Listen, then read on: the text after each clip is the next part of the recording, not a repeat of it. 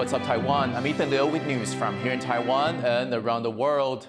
Comments made by U.S. Republican presidential nominee Donald Trump have triggered responses from Taipei. Trump told Bloomberg he thinks Taiwan should pay the U.S. for defense support, though Taipei already buys billions of dollars worth of arms from Washington. Reese Ayers has more on how Taiwan is reacting.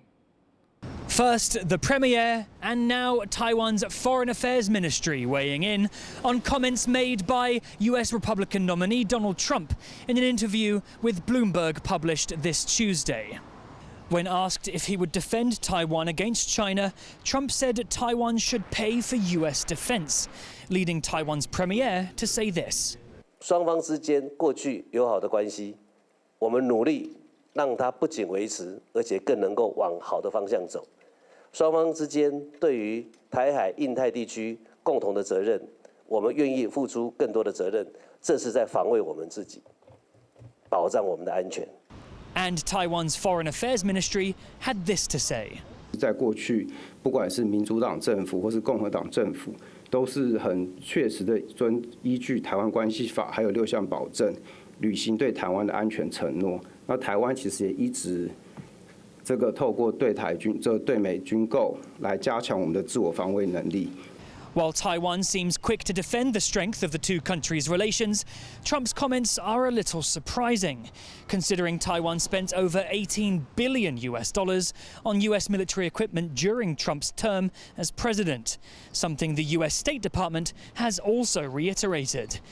Those comments from the Premier and the Foreign Ministry both allude to Taiwan strengthening its own capabilities. This year, Taiwan is spending 2.5% of its gross domestic product on defense, the highest figure ever, and has been investing heavily in domestically made military equipment and training. Taiwan's recent efforts to become more self-sufficient militarily could be crucial moving forwards, as reliance on a possible Trump-administered US for defense support feels a little less certain. Ryan Wu and Reese Ayers in Taipei for TaiwanPlus. The United States will soon start producing more silicon wafers for the global semiconductor industry. Taiwan-headquartered GlobalWafers, the world's third largest supplier of silicon wafers, has secured nearly $400 million in funding from the U.S. government. The company will use that money to build 2 new factories in the U.S. One of the complexes is planned for Texas and will focus on making 12-inch silicon wafers. It will be first to be built in the U.S. in more than 20 years. The projects are part of a U.S. government initiative to invest in chip production. A development commission established by the Economy Ministry says the country needs to attract more foreign workers. The commission wants Taiwan to bring 120,000 workers to replace the 350,000 who will age out of their jobs by 2028. But it says that this will be challenging because of rising wages in Southeast Asia, which make Taiwan less attractive to workers from the region. The plan includes making it easier to gain residency, encouraging digital nomads to settle in Taiwan, and investing in the local workforce. 我们选择了创新跟开放，摒弃了保守跟封闭的限制。我们愿意齐步的向前走，开辟一场台湾人民这一段时间对我们有所期待的历史的转变。 Taiwan's Mainland Affairs Council has expressed concern over a new law regarding Taiwan's immigration process. The new Immigrants Basic Law was passed by the legislature on Tuesday night, granting benefits and streamlining procedures for foreigners hoping to make Taiwan their home. But lawmakers from the ruling Democratic Progressive Party have raised questions over proposed changes that will make it easier for Chinese citizens to naturalize in Taiwan. The council says that while the law currently doesn't threaten national security, future revisions could pose problems. 实质上面，这个法律通过这些条文是没有影响，但是我们担心未来修法难免会有一些隐忧。那我们也希望，未来呢，我们会强化国会的游说。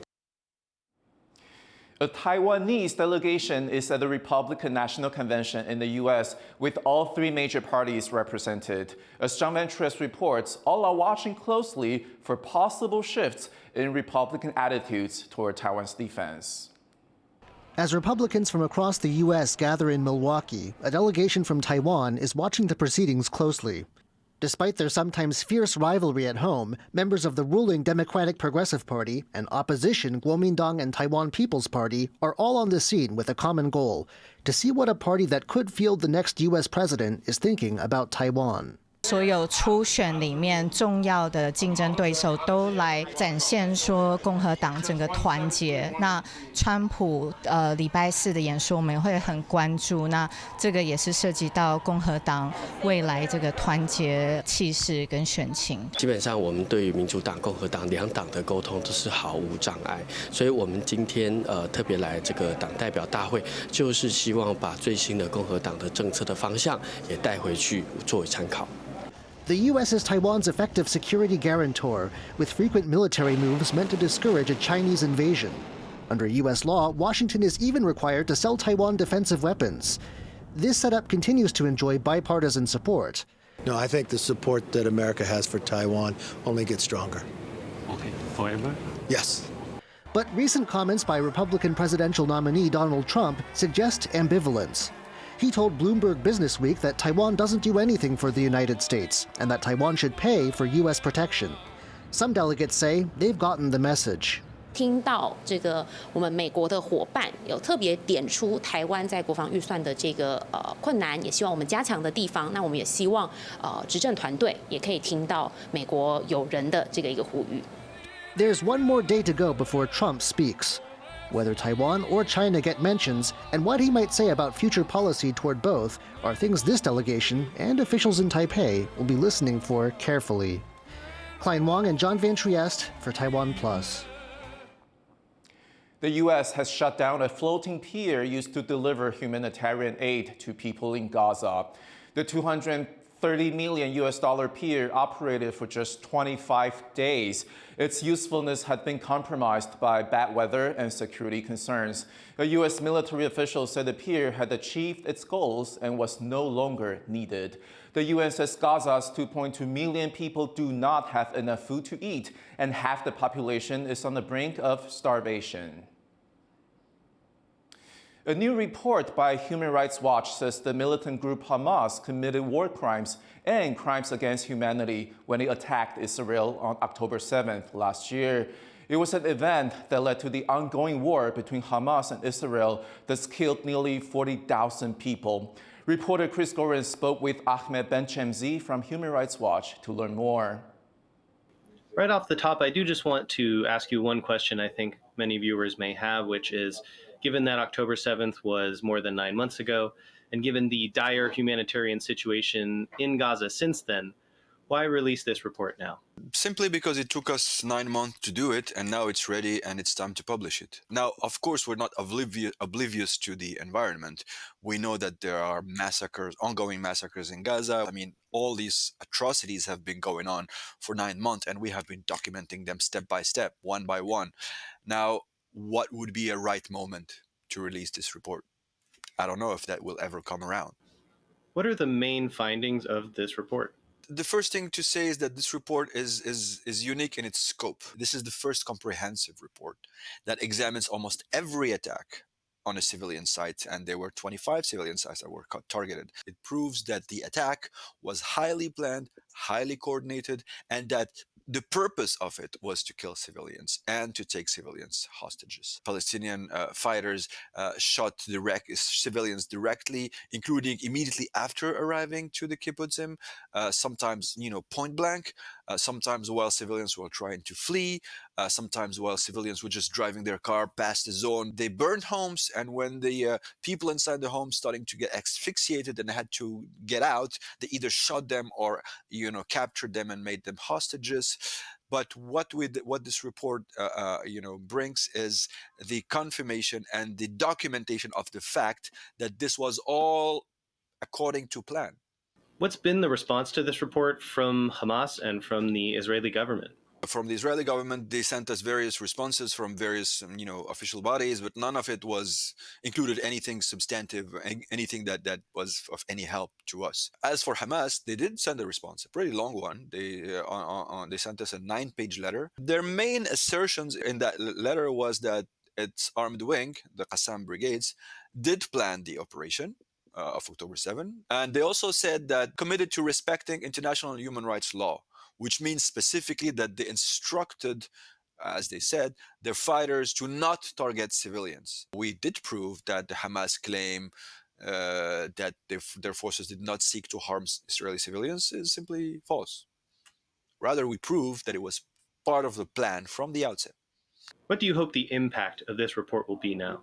So with this report, we just hope that it will, be used just like the other reports, which is as a piece of evidence on which international justice will be served, and also advocacy efforts will be built to pressure, hopefully efficiently, international powers to do what's right. That was Ahmed Benchemsi from Human Rights Watch speaking to Chris Gorin.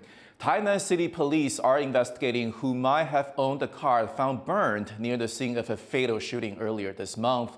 It's the car police say the shooter drove to the crime scene where local fishing association chair Lin Shijie was shot dead. They've questioned 2 locals who once owned, then sold the car, but found they have no connection to the case.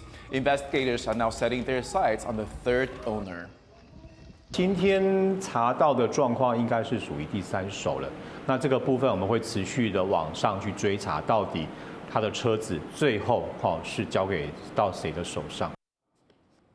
Fathers in New Taipei are increasingly taking time off to care for their children, with government figures showing record numbers taking paternal leave. Almost 25% of new fathers nationwide apply for paternity leave in 2023, up from around 17% 10 years ago. Among the country's 6 major municipalities, New Taipei had the highest rate of applicants for paternity leave at close to 30%. The increase has come since the government started allowing both parents to apply for leave with benefits of up to 80% of salary in 2022. But Taiwan is still a long way behind Sweden, the country with the highest rate of new dads taking parental leave at around 90%.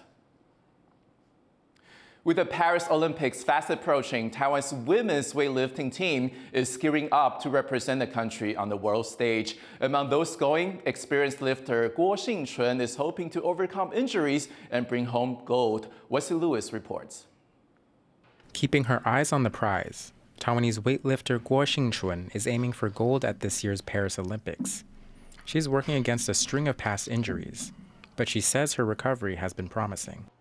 目前状态是越来越好啦，对，但是教练团这边会压着走，对，就不要让我太快的去冲，对，然后目前几成这比较不好去说，但是我觉得信心是越来越好。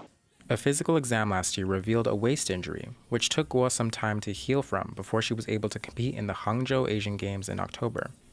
Now she says recovery is her top priority. 自己的状态要调好了，因为没有状态，你也没办法去跟人家尬，对，所以现在还是把重心放在自己的身上。Last year, Guo started training with a new coach, Gov't. Her other coaches say his new training plan is helping her improve her weaknesses. Hsing-chun 的展体非常好，但是他的下蹲略显不足。他最弱的地方刚好是高教练最强的地方，所以请他来就是来弥补我之前训练的不足。Guo was able to rest her injuries while training with Coach Gao. She says she's determined to continue competing as long as her body allows it. 还能举的话，我还是会继续举。In 2021, Guo won a gold medal at the Tokyo Olympics. Paris will be her 4th time competing in the Games, and the aim is that she can once again come out on top. Kama Xu and Wesley Lewis for TaiwanPlus.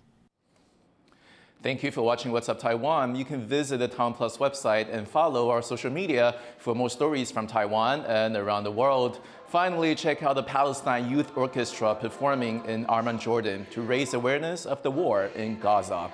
I'm Ethan Liu. Take care, and I'll see you next time.